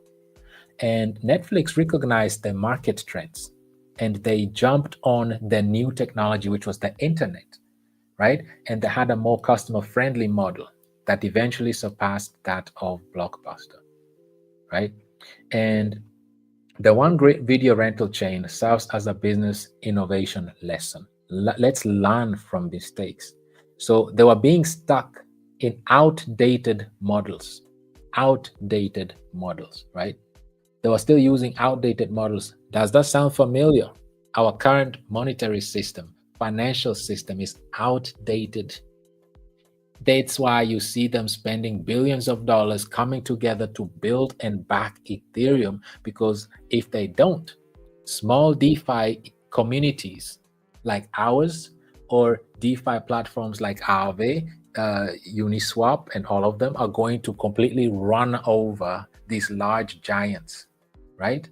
So this is why they're focusing heavy on coming up with institutions, allowing them to participate in the blockchain technology, because if not, they're going to slay the giants, right? So if you refuse to adapt to market trends, this led to their failure. In today's world, companies must be willing to adapt in changes in the market and invest in research and development to stay ahead. We don't do this. What we do is, this is why you don't have to do your own research. We do community events. This is one of them. We do 5 weekly events, and daily Zoom events. This is exactly what's needed to be done. To make DeFi work, you need to educate your community. You need to be on top of it consistently, daily, weekly. This is what this is all about. So to make DeFi work, like we always say, you need a community that is informed, smart, educated, purpose-driven, inspired by the motive, by the vision and mission that we have and the movement. And then you also need a platform to support the community that addresses challenges, that is part of the solution, that is addressing these 4 challenges in the form of smart contracts, with a platform, with an ecosystem, right? So this is the message for today, community. This is the message for today, right? Never miss out on new opportunities, and don't right here, don't be unyielding to new opportunities either. Jump on the new technology, be part of the new technology. And like we've been seeing today, like we read today, there is a dedicated website, and it tells us right here, which is connecting institutions to Ethereum ecosystem. It's telling us it's upgrading the entire financial system. This is straight out of the World Economic Forum's website. They're here to upgrade the new financial system, right? In the end, every asset will be tokenized on and secured by the Ethereum economy. These are facts. This is the reality, community. So with this said, community, this is how we're going to close out this session today, and this is how we're going to come back to your questions. And this is important for us to understand. So if you see us addressing these 4 challenges, you know why, right? You know exactly why we're addressing these 4 challenges, because we see that there's a dedicated website just to identify the 4 challenges we are experiencing in this industry. Unsustainable monetary system. How big is this? This is what we talk about all the time. Sustainability is important. Sustainable staking distributions, and use your volume efficiently. Can you imagine? The only thing left out is liquidity. So that's the role that BlackRock, JP Morgan, and them are playing through their networks that they built on Ethereum, through their liquidity fund, money market funds, tokenized assets, and JP Morgan with their tokenized collateral fund network as well, right? So all of that is taking place on Ethereum. Ethereum is the choice, no doubt. It's right in front of our faces, and now it's mainstream. It's mainstream now. And ironically, just one day after the president's inauguration, boom, they roll it out. The next day, right after the president is in office, they roll it out. It's not a coincidence. It's just part of the big plan. It's part of the blockchain strategy, which is in motion. That's the topic for today, community. With that said, community, let me come back to you here.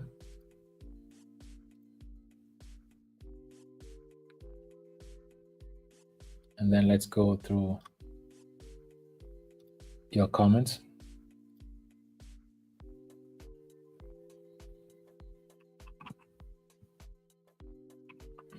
Okay. Queen Deborah says, so ready for this, King Steve. Always a pleasure, Queen Deborah.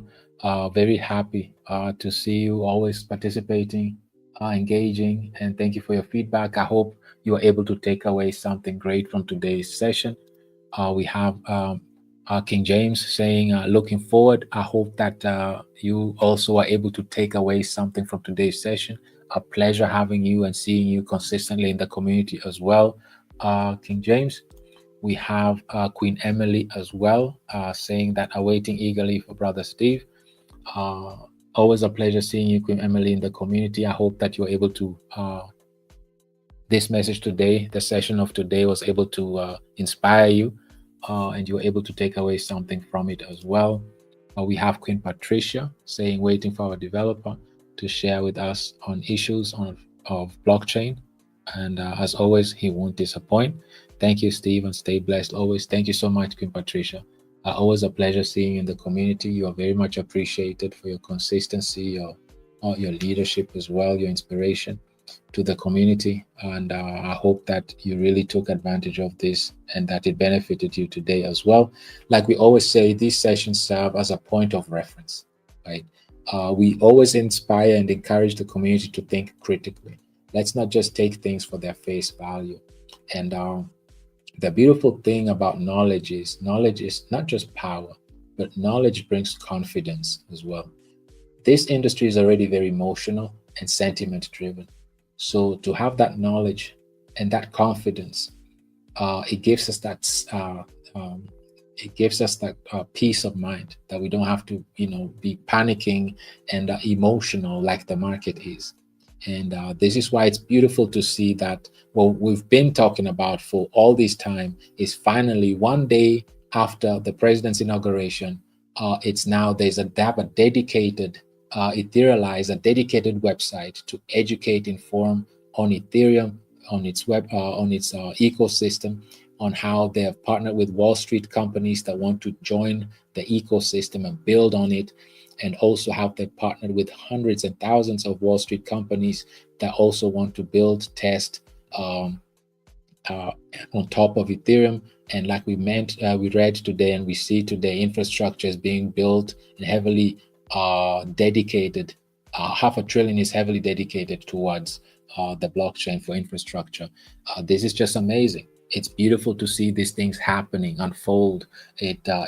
This serves to give us the confidence that we're on the right track, we're on the right chain. What we're talking about is happening now in front of our eyes, right? So we're just here to just see things happening right in front of us that we've been talking about. Queen Resego says, good evening, family. So excited. I'm finally attended the meeting after several months of being away. Welcome back. We are happy. It's a pleasure to have you here with us today. We are glad that you're able to make it today. Queen Resego, welcome back. Queen Val says, hello, Mr. Steve, and happy Thursday to us all bull runners. So eager to hear from our teacher. Thank you so much for your feedback and your kind words, Queen Val. We also appreciate you for your consistency, all that you're putting in, the efforts you're putting in on Zoom on a daily basis, your commitment, very much appreciated. We all appreciate you very, very much. Also, thank you for putting in the link, community. For those who are not yet part of our community, we have links to our Telegram groups for BULLRUN, Killer Whale, and Survivor. So be free to ensure that you join. And also, before I forget, I have also posted the link to Etherealize website where you can take your time and go through them. They'll be just confirming what we've been talking about, community. So I put the link also down there for the community to be able to visit that website, Etherealize. They're also on Twitter. Let's follow them on Twitter as well. So we're always up to date on what's happening, what's coming.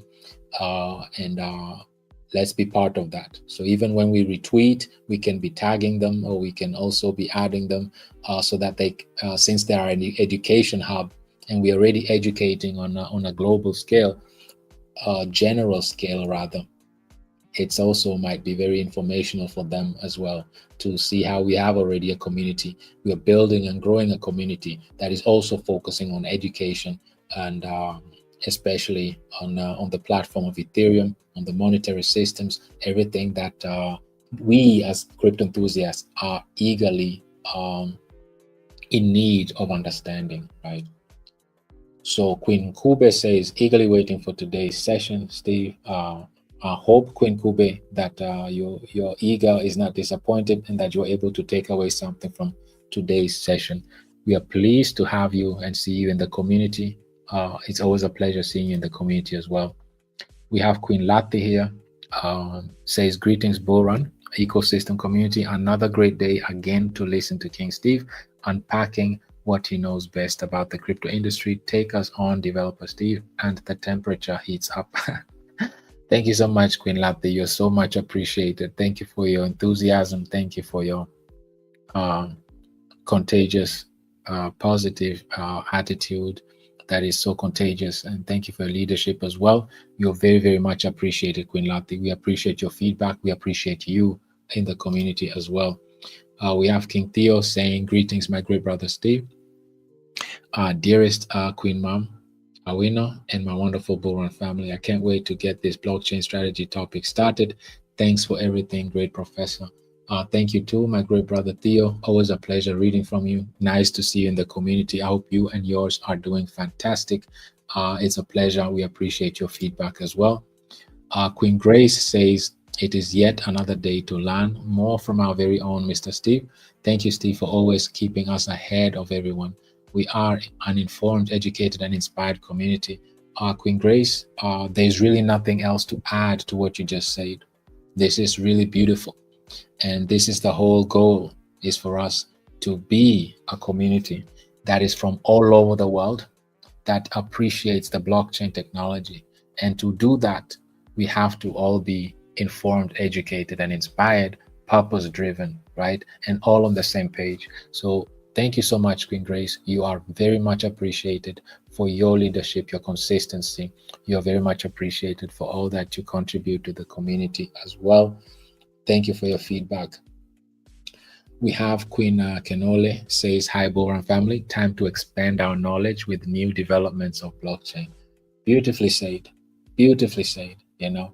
And this is, we owe it to ourselves as crypto enthusiasts. If we call ourselves crypto enthusiasts, the least we should do is to expand our knowledge, right? Be on top of new developments of the blockchain. And I hope this session today triggered and inspired all of that. Queen Kenole, thank you for your feedback as well. You are very, very much appreciated. Queen Patricia says, glad to be part of the BULLRUN ecosystem community. We are also very glad to have you as being as our community member as well. You are very, very much appreciated. We have Queen Val inspiring us to engage with the with this session today. This goes a long way because engagement triggers the algorithm, and it's very important for us to engage with these because they go. It's a small gesture, but it goes a long way. It has a long reach and it reaches many people, and that's exactly what we need to grow, right? So great point, Queen Val. We have Queen Kosi saying, greetings, BULLRUN community, the best ecosystem in the crypto space. Looking forward to yet another educational, inspirational session from our best developer, Brother Steve. Thank you so much for your feedback, Queen Kosi. It's always a pleasure seeing you in the community. We appreciate you very, very much as well for your contributions, and especially for your consistency as well, and for your contagious attitude, positive energy that you spread in the community. You're very, very much appreciated. Queen Madawino herself saying, greetings to the BRL family. We have evolved to be a community. Beautifully said. Our success revolves around each other. Our connectedness, ability to relate, and willingness to help each other speak volumes. This is beautiful. There's really nothing more I can add to this, Mom. Beautifully put, beautifully said. It's a beautiful statement, and it summarizes our energy, our community, and all the efforts that we put in consistently. This is so beautiful to see that we're in such early stages, and that the sooner we realize the impact we have in these early stages, especially having the opportunity to be part of all this growth that is coming. We are still in the process of building out infrastructures. Who has that opportunity to be part of these early stages of when the infrastructure is still being built? Imagine the network effect that we're about to experience. All this liquidity is about to rush into this industry, and we are in the early, not only in the early stages. We have a 2-year track record. We have a 2-year proof of concept, and we are built to address the 4 challenges in the industry. How much more prepared can an ecosystem be?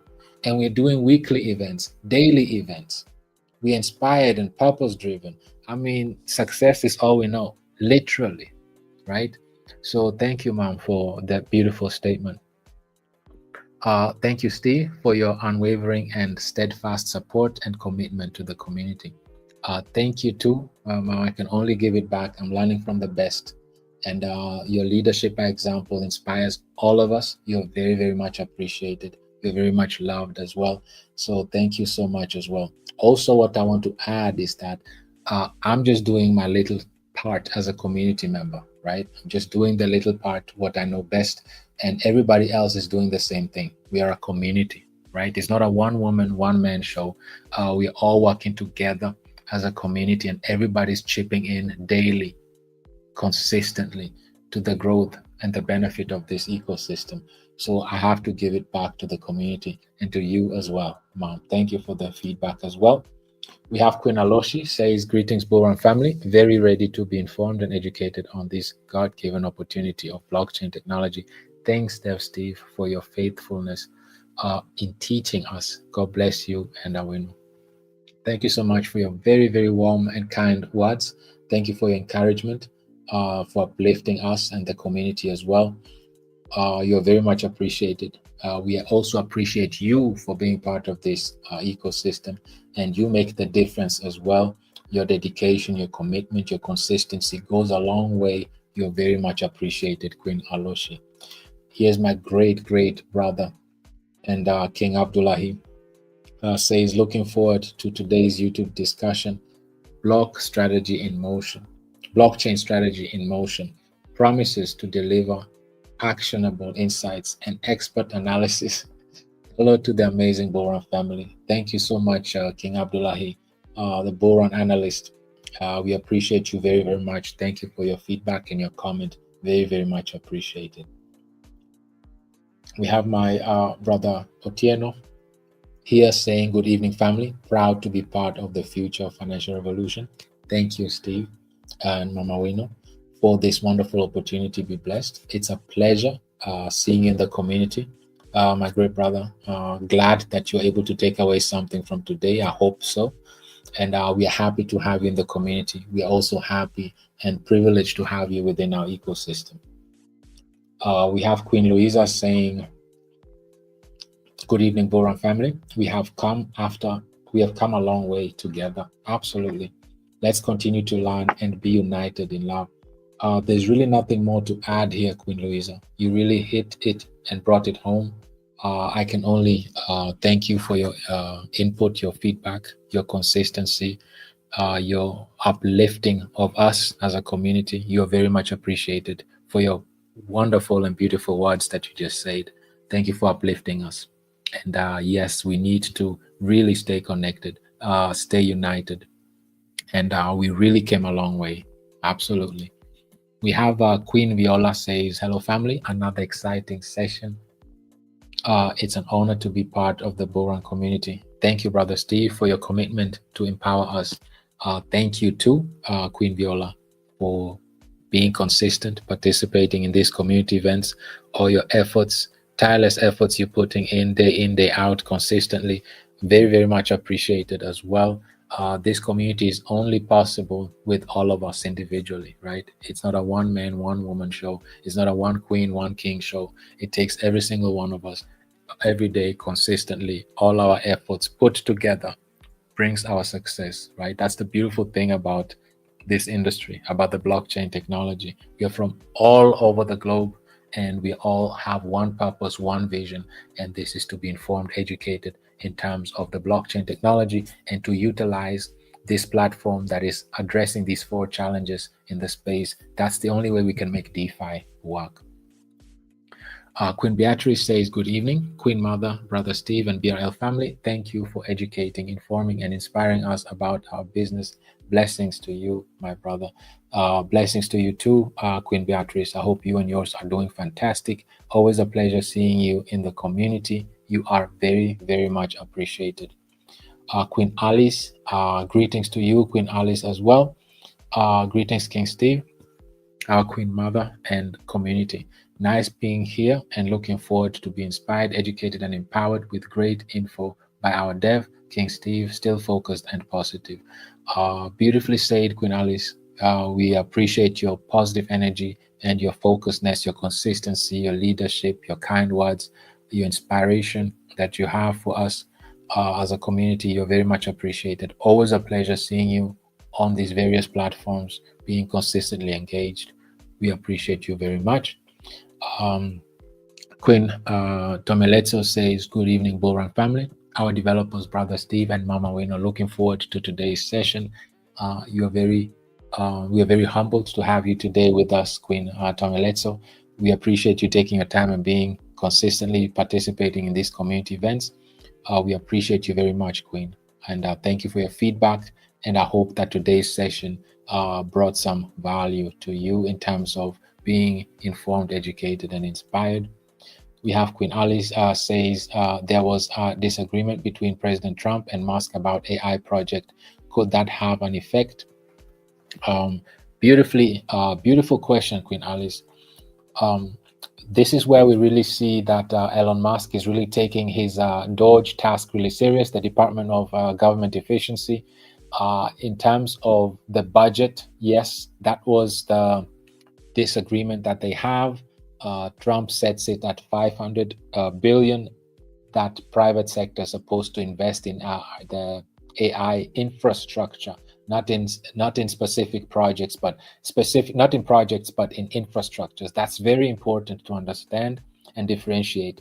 And Elon Musk being in charge of the government efficiency, meaning slowing down with the budget and making sure that not much overspending is taking place, had something to say, right? So who's really in power, the president himself or Elon Musk, right? So this is something that has been really turning heads, right? And people have been rolling eyes to see who is actually the president. Is it Elon Musk or is it Trump? And this is one of the examples that really got people rolling their eyes and turning their heads. Why would Elon go on Twitter and dispute what the president is actually saying in terms of setting the budget? So we'll see what effect that has. Like we said, the chief and commander in chief is Trump, and what he says, and it's ironic because it's not like it's coming from the treasury. This is actually for the private sector to be investing, right? And one of the interviews I also watched from the CEO of Microsoft said it doesn't even matter, right? They're going to invest heavily anyway, one way or the other, right? And so will Amazon, so will Google, and the rest of them, right? They're all willing to invest heavily into the infrastructure because they understand that this is the future. This is where everything is leading towards. So no, in my humble opinion, it's not going to have any effect whatsoever. Great question, Queen Alice. I appreciate that very, very much. Uncle George says, we thank you, Steve, for the valuable knowledge you're providing despite the volatile crypto market and new scammers. We are here and not shaken. Thank you, BULLRUN community, for sticking together. Beautifully said, Uncle George. There's really nothing else to add. You brought it to the point. And it's important for us to, like we said, knowledge gives us confidence. And confidence gives us the peace of mind. And the peace of mind allows us to make rational and unemotional decisions, right? So beautifully said, Uncle George. And yes, we do thank the community for sticking together, for growing despite all the market volatilities and the uncertainties. But we are aware of what's coming. We have things lined up. We've been talking about these aspects. It's beautiful to see that it's now hitting mainstream, right? Especially Etherealize. That really got me excited to see that there is a dedicated website to educate the masses. Focus is on institutional clients, including the ETFs and government bodies, and us as individuals as well. My great brother Abdullah says, looking forward to today's YouTube discussion, blockchain strategy in motion. Blockchain strategy in motion, exactly. Promises to deliver actionable insights and expert analysis. Hello to the BULLRUN, amazing BULLRUN family. Beautifully said, my great brother Abdullahi. And I hope that this session got you, you got something, the best out of this session today. Great Mother Caroline says, this was a very interesting topic. Let's stay focused on what is about to come. Steve, thank you for providing valuable information regarding the blockchain strategy. Knowledge is definitely power. Beautifully said, Queen Mother Caroline. You are so much appreciated. Thank you for your beautiful and kind, encouraging words to us as a community. And we thank you as well for your leadership, your commitment. Even if you're not well, you always participate. You're there. Your insight and your feedback is very much valued and appreciated. And definitely, knowledge is power. And it's beautiful to see how we are growing as a community, and everybody's really chipping in to the best of their abilities. Thank you, Queen Mother Caroline. Very, very much appreciated. Queen Esther is saying that good evening, family. Queen Mom and King Steve, my respects to you both. Everything is lining up very nicely. Beautifully said, Queen Esther. There's really nothing more to add. You brought it to the point. It's beautiful to see, and it serves as a confirmation to us as an ecosystem, as a community, that what we've been talking about, discussing, is unfolding right in front of us. And just within the first 3 weeks of this year, right? And it's beautiful to see that things are falling in line. Especially, we started this session by underlying that the winner takes it all. That's the competitive nature of this industry. However, to build the magnitude of infrastructure in this scale, we have to come together and collaborate. This is why you see BlackRock joining forces with Google, with Microsoft, with JP Morgan, with Visa, MasterCard. Everybody's coming together to work and bring the expertise on the Ethereum blockchain. And once that is built, the winner is literally going to take it all. So those who are still sidelining and unsure and all of that, you'll be the blockbuster example, right? Like we discussed.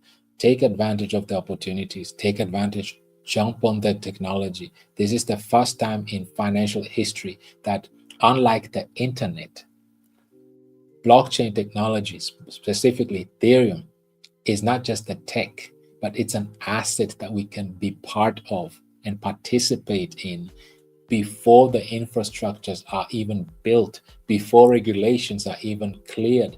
I mean, this is an opportunity of a lifetime, right? And then we have a ecosystem that educates on a daily basis, on a weekly basis, and that has developed a platform that is fully developed from day one, that is addressing the 4 challenges in the industry, that just 2 days ago, Etherealize, which is funded and backed by Vitalik Buterin himself and the Ethereum Foundation to educate institutions on Ethereum ecosystem and all these ETF issuers. And we've been doing this for 2 years since the launch of this ecosystem. And Ethereum just started doing it 2 days ago to educate. This just shows you how early we are. So this is all I can say on that point. So thank you for your feedback, Queen Esther. Queen Gloria says, wow, that's my Steve revealing the deep things. Thank you so much, Queen Gloria. You are very, very much appreciated also for your inputs, your feedbacks, your enthusiasm, your leadership, your consistency. You're very, very much appreciated. Queen Esther says, Etherealize, it's 2025. Boom. Beautifully said, you know. And this is why we always have to be happy for those who are winning, right? Let's not hate. Let's be happy and appreciate them, because when it's our time to shine, we'll have also others clapping for us, and we'll be also be able to enjoy the success, right? So we clapped heavily. Our hands are hurting from 2024. It's time for us to also shine in 2025, and it's our time, right? So Queen Aloshi says, well, it's now very clear that sound fundamentals carry the day. Ethereum has them. Our BULLRUN ecosystem has them. Oh, how blessed we are. Glory to God. Yes, Queen Aloshi, I hope I'm glad that I see that there's something that you're able to take away from today. And it's beautiful to see that, yes, indeed, fundamentals go a long way, definitely. In the mid to long term, fundamentals always win. And it's beautiful to see that we're on the right platform within the right ecosystem and community as well. Queen Patricia says, thank you so much, Brother Steve. What you have been teaching us along is unfolding into reality. The noise is about to rally, and BULLRUN ecosystem is all well set and ahead of the game. Beautifully said, Queen Patricia. And there's really nothing more to add. You really brought it to the point. There's really nothing more to add. Thank you for your feedback and for inspiring the community, for participating regularly in these community events as well. Community, here's the link to Etherealize. I eagerly encourage the community to literally go to this website and read these articles. They have 3 articles out already. They'll also be working on applications. Like I said, they're backed by the Ethereum Foundation and Vitalik himself. They're heavily invested in this project as well. And it brings awareness to the Ethereum ecosystem. This is what's been lacking. And this is the difference between the Ethereum community and the Bitcoin community. Ethereum puts a lot of efforts in highlighting the fundamentals, the applications, the added value, the solutions that it's serving, from the gaming utilities, use cases, lending, borrowing, yield, real-world assets. All of these use cases, applications, utilities are being built on top of the modern-day app store known as Ethereum. And the focus is not price going up. The focus are on the fundamentals, on education, on understanding what the ecosystem is all about. And there's a dedicated educational website for Ethereum. This speaks for itself. This is beautiful, right? So Queen Jane says, thank you, King Steve, for all the session you always teach us. This is not in vain. We appreciate you. As queens, I salute you. Be blessed. Thank you so much for your very encouraging and kind words. I appreciate you too, Queen Jane. We appreciate you all as well for your efforts, your consistency, your commitment, your leadership. We appreciate you very, very much. And thank you also very, very much for your kind and encouraging words. That is beautiful to know. It's beautiful to see that the community can benefit from these sessions, right? Queen Mercy says, learning a lot, BRL all the way, loving to be part of it. Nice to hear that, Queen Mercy. And thank you for your feedback. We are very, very pleased and privileged to have you within our ecosystem as well. Great Brother Theo says, what a fantastic session. Going to listen to it again on repeat. Great, General. As many here have stated, you are so very much appreciated for all you do for us all. Thank you. Thank you for your encouraging and very kind words, my great brother Theo. You are just as well as appreciated as well. Thank you for your kind words. Your wisdom, kindness, dedication, heart, and vision is second to none. We are so very fortunate to be on this journey with you and great Queen Mother Wino. Thanks again for everything. Salute. These are beautiful words, and there is no better way to close out this session with these words. Thank you so much for your kind words and encouragement. Great brother Theo, I can only give it back to you as well. We appreciate you very, very much. And community, we appreciate you very, very much.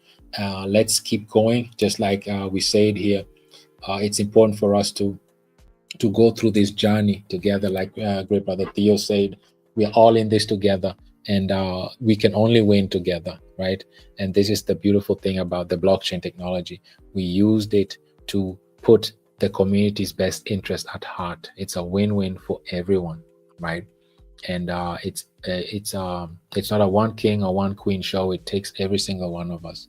Community, we are all very much appreciated. Thank you for participating in today's event. Those who have not yet, let's ensure that we engage with the tweets. And also, let's ensure that we engage with today's video the least we can do is just to like it, comment on it, and people usually love to read comments, right? So let's ensure that we put something productive, informative, educational, inspirational down there, so that people that are participating new in the community can read and be uplifted and want to watch it.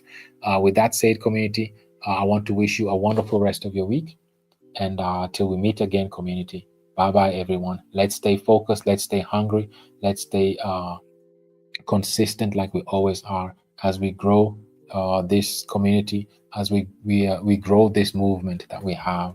And beautiful things are coming ahead of us. Things are lining up perfectly. We see what's coming, and the next few days and weeks will be beautiful. And as we anticipate more regulatory clarity, Ethereum staking for the ETFs, and stablecoin clarity, real world assets clarity, so on and so forth. This will open doors even more for the floodgates of liquidity to hit Ethereum, and this will raise all boats on Ethereum. And this is where the altcoin season is going to be triggered, and we'll be able to participate in this liquidity rush. With that said, community, you're all very much appreciated. Have a wonderful, wonderful rest of your week till we meet again. Bye bye, everyone.